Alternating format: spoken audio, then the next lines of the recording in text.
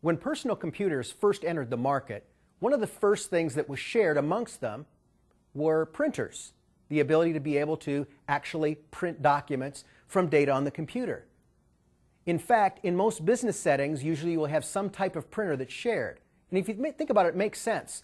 One less expensive printer at every workstation would be rather expensive, but a better, more sophisticated, high-end, efficient printer could actually be purchased as a shared resource and then could be better used by all.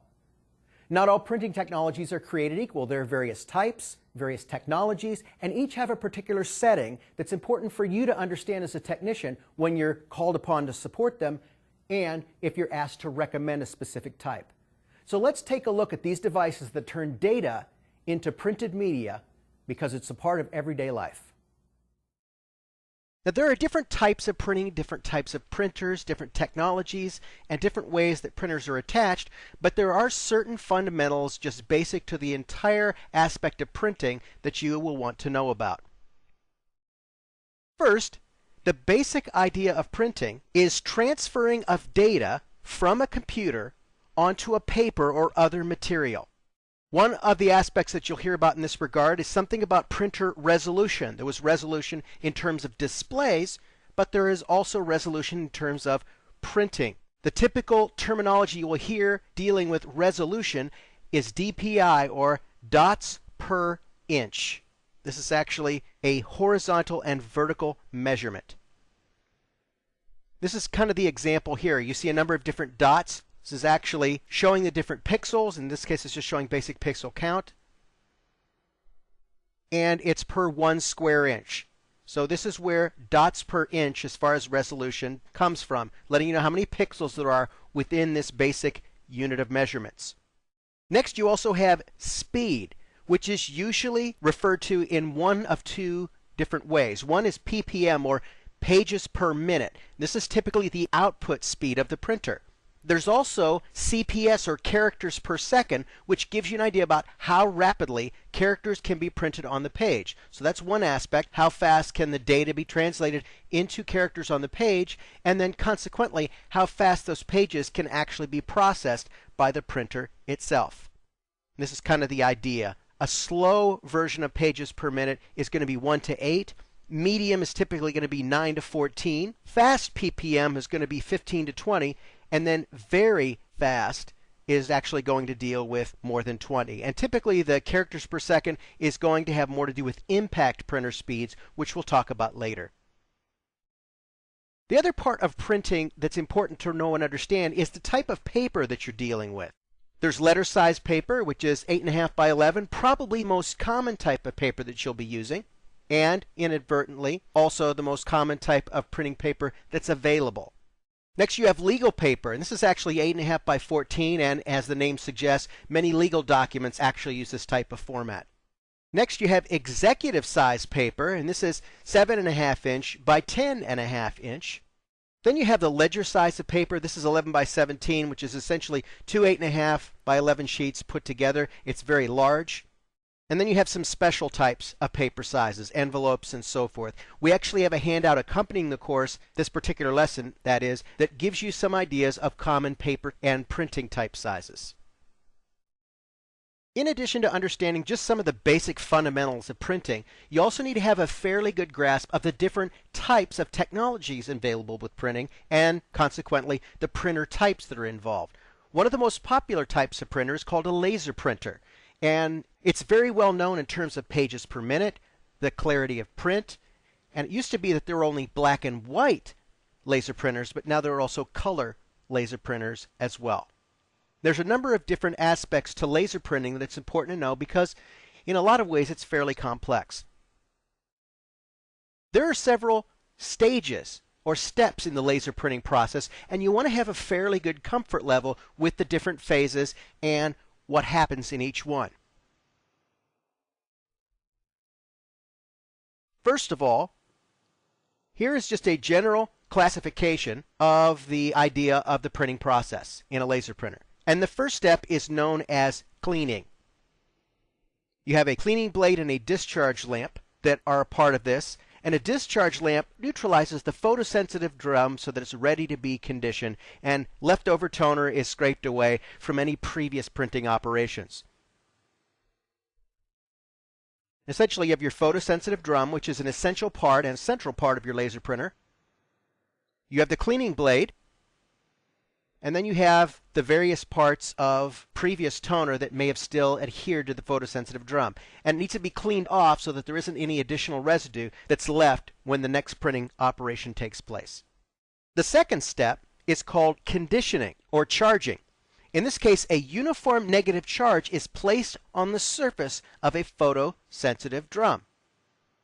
So you have your primary charging roller and your photosensitive drum, as we talked about before. Notice here you have your negative charge that's then gone from the charging roller and then applied to the photosensitive drum. And this is an essential part, as you'll see in a moment, of how the image is formed on the drum. Step 3 is writing or exposing. In this case, laser light writes the image on the photosensitive drum by reversing the negative particles and making them positive. So in this case, you have the photosensitive drum seen from another vantage point. And you have the mirror. And notice here you have the negative charge that's already been applied. And then the laser actually then creates the image, and you actually see it's going to be the letter T, and this is what's called the latent image. So there's a positive charge that's then created there. The next process is called developing. And the developing cylinder actually takes the negatively charged toner, which then sticks to the positive image on the drum. You may remember that like charges repel and unlike charges attract. So the positively charged part of the drum is actually going to attract the toner. In this case, you see here the black is actually representing the toner that has adhered to the positively charged area.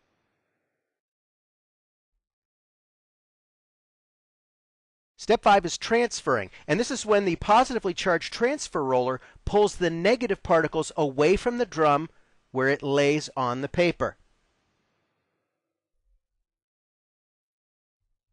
So the positively charged transfer roller that you actually see then begins to pull the imaging away with the toner on it. And this begins to form the image on the paper. And then finally there is fusing. And this is where the element is heated up to 200 degrees Celsius and it's applied to the toner on the paper, which then fuses it to the fibers of the paper. If you've ever actually taken a piece of paper out of a laser printer before the fusing process has taken place, you notice it comes out as powder on your fingers. And this is why the fusing process is important. Otherwise, it just doesn't stay. So you have your fusing roller, which is what's pictured in red here.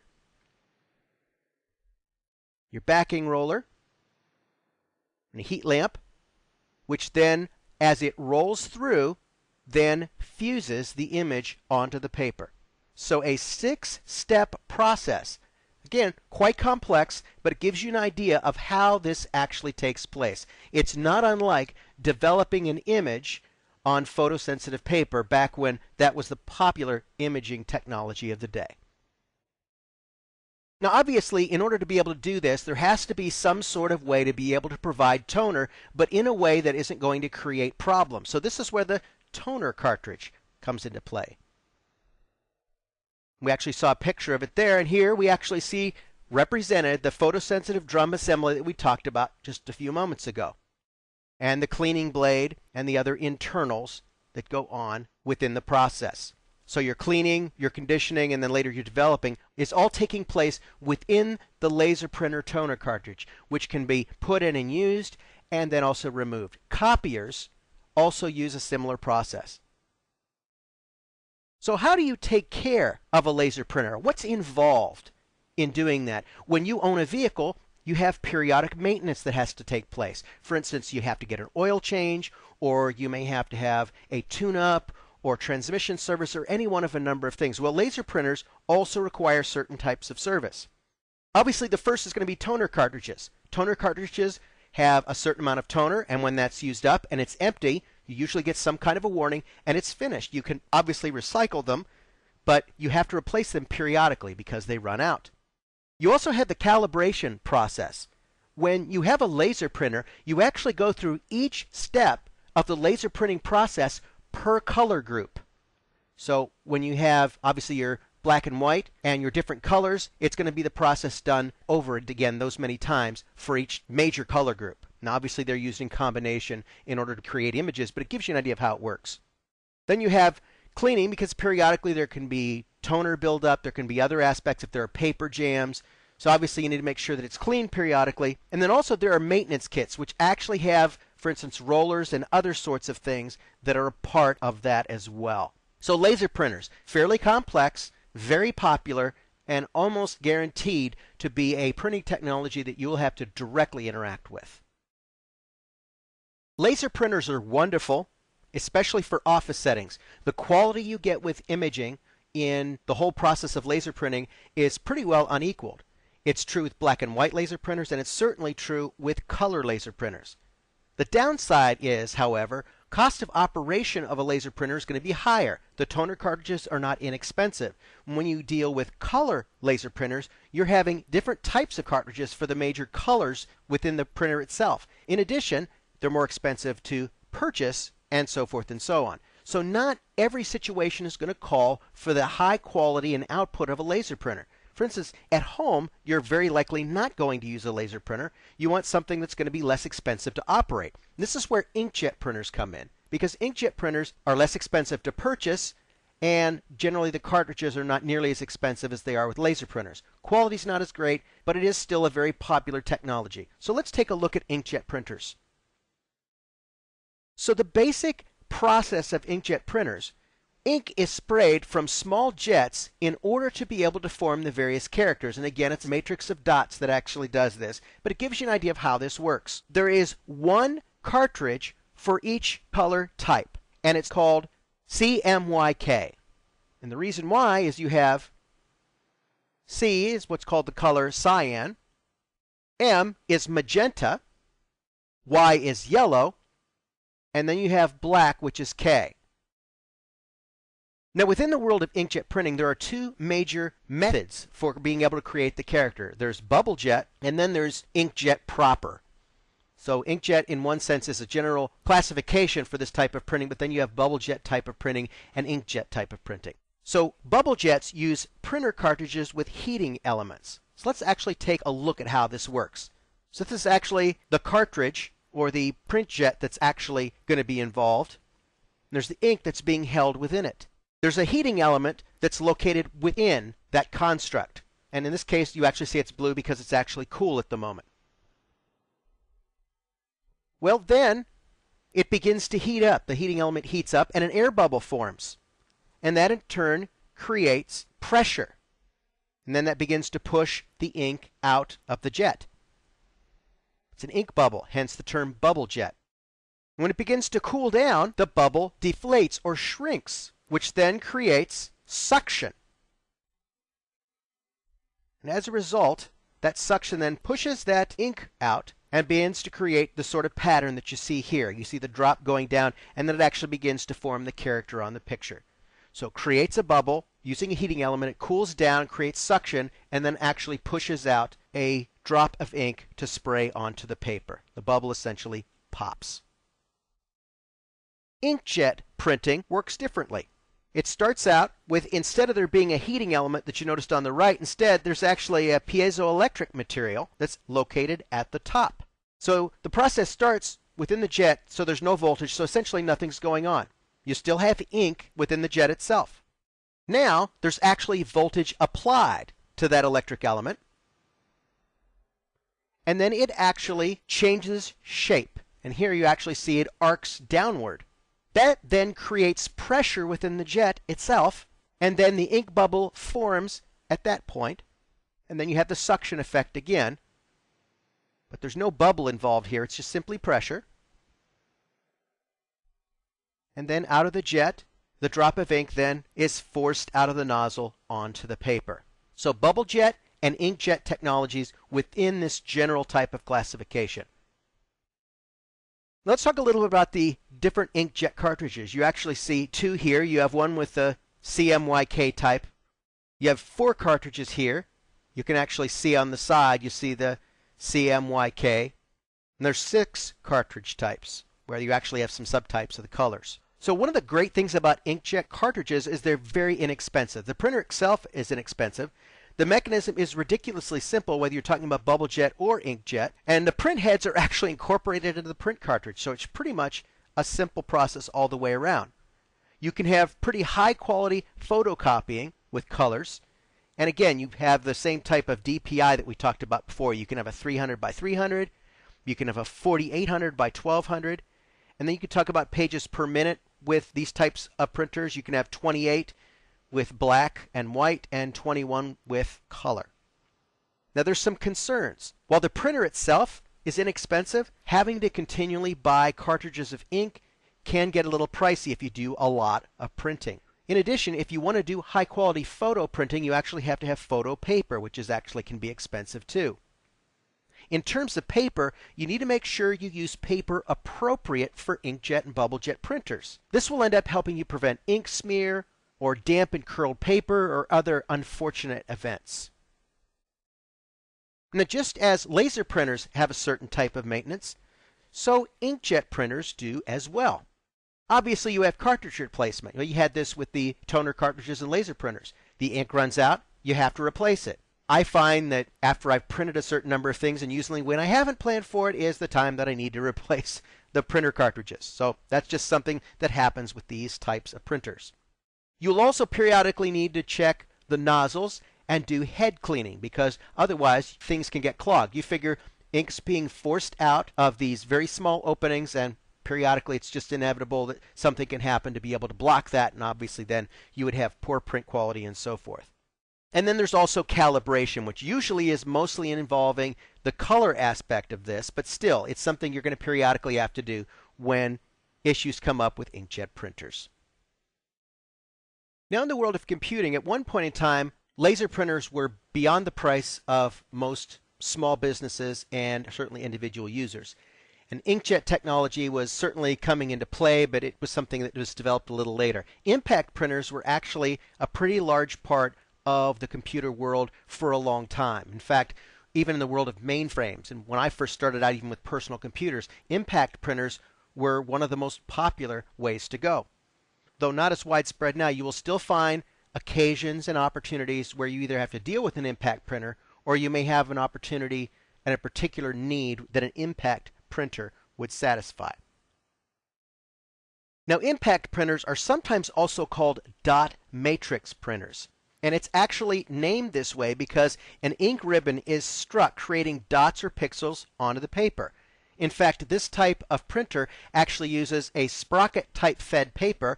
Typically, you can tear off the sprockets once it's printed, but that's one of the things that was a part of the dot matrix type printer environment. When you had multi-part forms and things like that, this may still be an aspect that's important. For instance, when I've gone and had my oil change at different places that do that, Jiffy Lube and so forth, and they still have the multi-part form system that requires a dot matrix printer.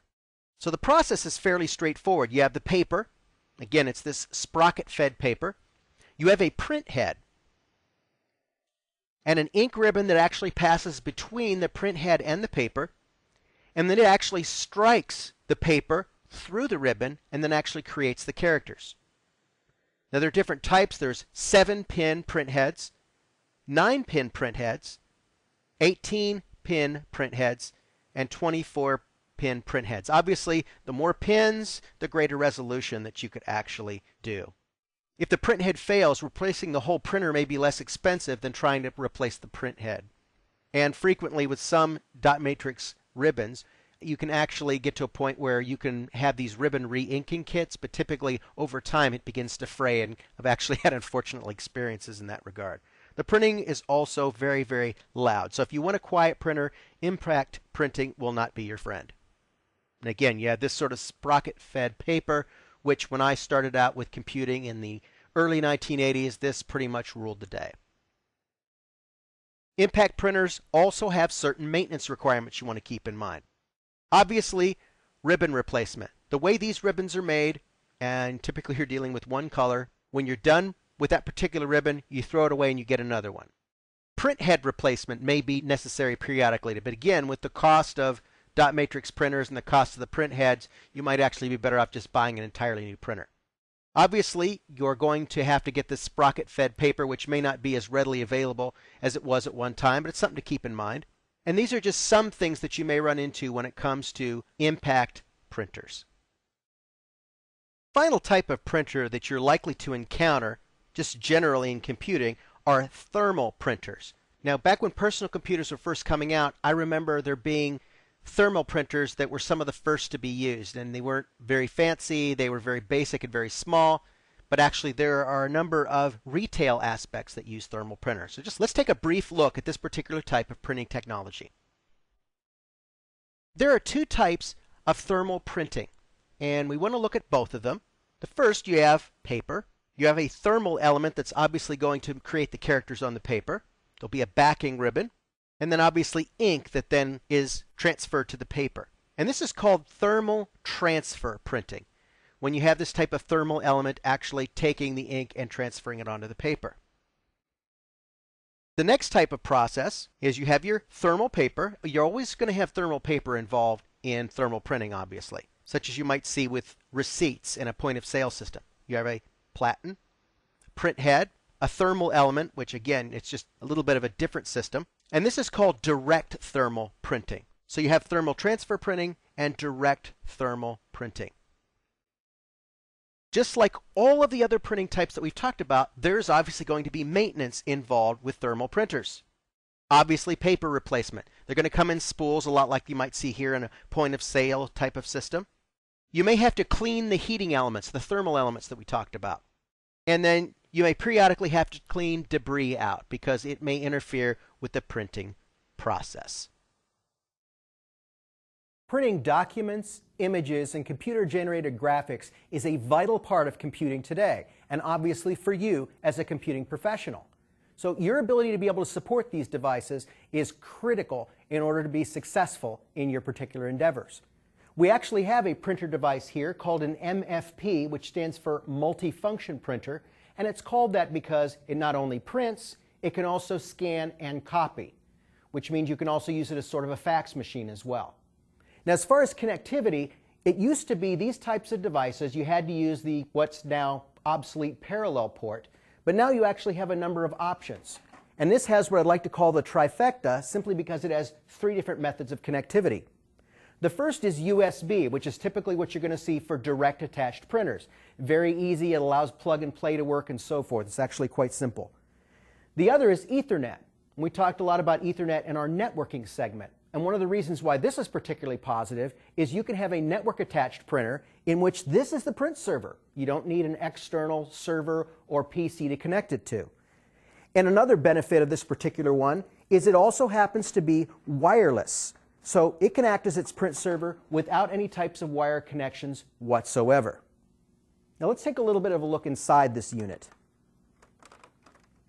Located over here on the right is actually the various cartridges and reservoirs of ink, the typical color as well as black and white.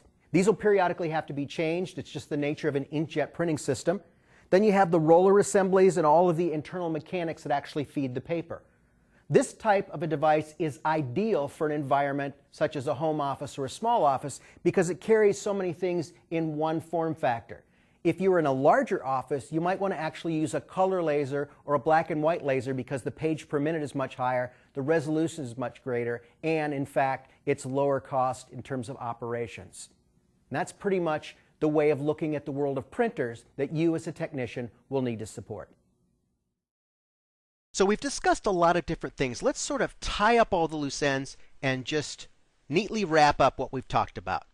First, remember we talked about different inkjet printing methods. There's the bubble jet printing mechanism, and this is a printing method that uses heat to create a bubble in the ink, which then causes the ink to spray onto the page when the bubble pops. Bubble jet printing. Piezoelectric, a printing method that uses a material that changes shape when the voltage is applied. Remember, it actually pushed down into the inkwell. This changing the shape causes pressure to be applied to the ink, therefore causing it to spray onto the paper. Same basic classification of printers, two different methods and technologies for creating the characters. A print server is a device that connects a printer to a network so that the printer can be used by one or more people on the network. Many times this is going to be a dedicated server, or it could be someone's workstation where it actually has the printer directly attached. Many popular printer models now actually contain their own print servers with their own Ethernet adapters or wireless adapters to create this function themselves. And a print driver, this is something that's used from a software standpoint for operating systems such as Windows. It's a special software that allows the operating system and other applications to interact with a specific hardware component. In this case, it's a printer driver. In the business world today, there's a lot of emphasis on green technologies. And by green technologies, I mean a much greater regard for impact on the environment, as well as a reduction of usage of resources. Even in a world where we try to preserve the environment and reduce these types of expenses and resources, there are still going to be times when you need to take data from a computer and translate it into a printed page, which of course is part of what printers are all about. Printers are a required A+ skill and have direct correlation to so many things in the business world and even in the personal world. It's important to understand the different technologies, how they operate, the pluses and minuses of each, in order to be able to effectively support these.